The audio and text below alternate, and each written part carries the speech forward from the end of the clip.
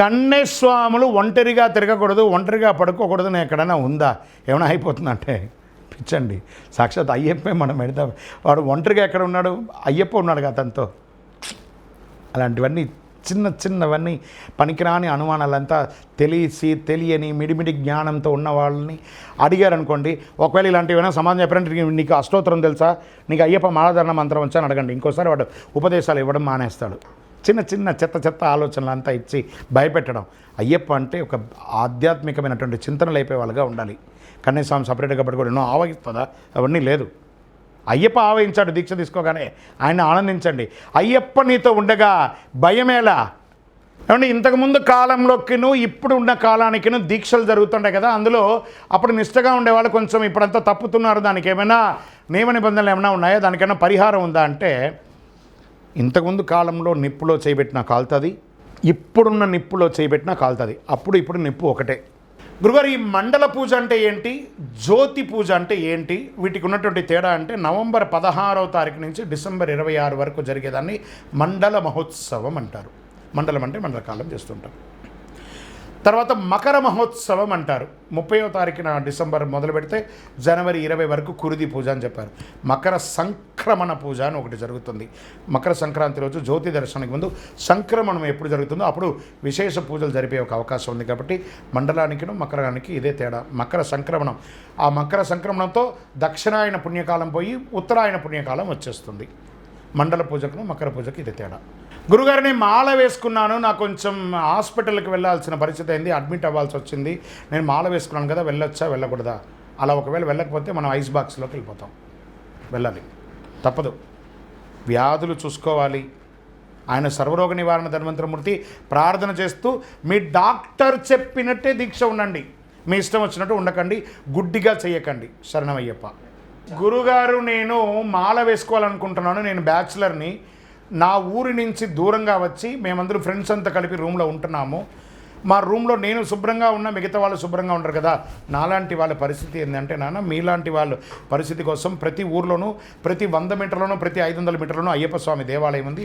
ఆ 40 రోజులు వాళ్ళతో రిక్వెస్ట్ చేసి ఆ దేవాలయంలో ఉండు, అక్కడే భిక్ష ధూపదీప పూజ నైవేద్యాలు అన్నీ కూడా జరిగిపోతాయి. కాబట్టి మీకోసమే దేవాలయాలు ఉన్నాయి. శ్రీరాముల వారి కాలంలో ఉన్నటువంటి శబరికిను ఇప్పుడున్న శబరికిని ఏంటి తేడా అంటే, ఆ శబరి ఎంగిలి పండ్లు ఇచ్చినటువంటి రాముడి దగ్గర నీకేమైనా కోరిక ఇవ్వాలంటే నాకేం లేదండి అని శబరి అంటే, లేదు నువ్వు ఏమైనా తీసుకోవాలి అంటే, నీకు సరే నాకు మోక్షం ఇయ్యి అంటారు. లేదు నీకు ముక్తి మాత్రమే ఇవ్వగలను, నా అంశ వస్తుంది, అప్పుడు నీకు మోక్షం వస్తుంది అని అంటారు. మరి అప్పుడు ఏమన్నారు, నేను నేను ఉన్నటువంటి స్థలం కాబట్టి నీ పేరునే ఈ యొక్క ప్రదేశానికి నేను శబరిగా డిక్లేర్ చేస్తున్నాను, ఇది శబరిమలగా ఉంటుందని చెప్పి అప్పుడున్న శబరిమలనే ఇప్పటి వరకు కూడా ఉంది. స్వామివారి కాలంలో స్వామికి మోక్షం ఇచ్చారట. అదే శబరి పీఠం. ఇప్పటికీ ఆ శబరి పీఠంకి మనం కొబ్బరికాయ కొడతాం. అయ్యప్ప దీక్ష ఎలా ప్రాచుర్యం వచ్చింది? మొట్టమొదటి ఎవరైనా మాల వేసుకున్నారా అంటే, దీనికి ఒక అంతం లేదు, ఆది లేదు. ఇది ఎప్పటి నుంచో వస్తుంది, భూలోకంలో ఉన్నటువంటిది. కానీ ఎక్కువ ప్రాచుర్యం అయ్యింది పునఃప్రతిష్ఠ అయిన తర్వాత. 1950లో పునఃప్రతిష్ఠ స్వామివారిది అయింది. అప్పటి నుంచి ఇది కొంచెం ఎక్కువ ప్రాచుర్యంలోకి వచ్చిందని కూడా చెప్పొచ్చండి. అయ్యప్ప స్వామివారు కూర్చున్నటువంటి ఆ భంగిమ ఉంటుంది చూసారా, ఒక చెయ్యి ఇలా ఒక చెయ్యి ఇలా ఉంటుంది కదా, దీనికి ఏమైనా ప్రాముఖ్యత ఏమైనా ఉందా, దీనికైనా విశిష్టత ఉందా అంటే, చిన్ ముద్ర. నువ్వు దేన్నైతే చూడడానికి వచ్చావో అది నీలోనే ఉంది, చూసుకో, నా పాదాలు నమస్కారం చేసుకొని చెప్పే తత్ త్వం అసి, తత్వం అసి అంటారు దాన్ని, తత్ త్వం అసి. నువ్వు దేన్నైతే చూడడానికి వచ్చావో అది నీలోనే ఉంది, చూసుకో, నా పాదాలకు శరణాగతి అవ్వు అని చెప్పి స్వామివారు చెప్తున్నారు. అదే ఆ భంగిమ యొక్క విశేషం. ఆ 18వ ఎక్కగానే తత్వమసి అని కనబడుతుంది, అదే దాని యొక్క అర్థం. శబరిమలైకి వెళ్ళే భక్తుల్లో 11 సంవత్సరాల లోపు 50 సంవత్సరాల తర్వాత స్త్రీలు రాకూడదన్నారు కదా. మరి అక్కడ మాళిగేపురత్తమ్మ అక్కడ ఉంది కదా అని అంటే, మాళిగేపురత్తమ్మ హంస రూపంలో అక్కడ ఉంది. ఒక రూపం, శిలా రూపంలో, విగ్రహ రూపంలో ఉండదు. బాగా గుర్తుపెట్టుకోవాలి.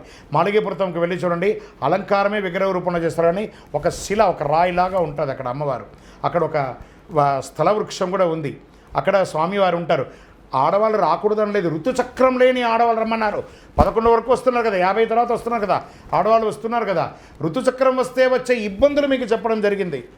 గురుగారు, నేను దీక్ష తీసుకోవాలనుకుంటున్నాను, మా పరిసర ప్రాంతాల్లో ఉన్న అయ్యప్ప స్వామి దేవాలయం ఉంది, గురుముఖదా స్వీకరించాలా లేదా అక్కడ పూజ చేసే పూజారి దగ్గర తీసుకోవాలా? Controversial question, typical answer. బాగా గుర్తుపెట్టుకోండి.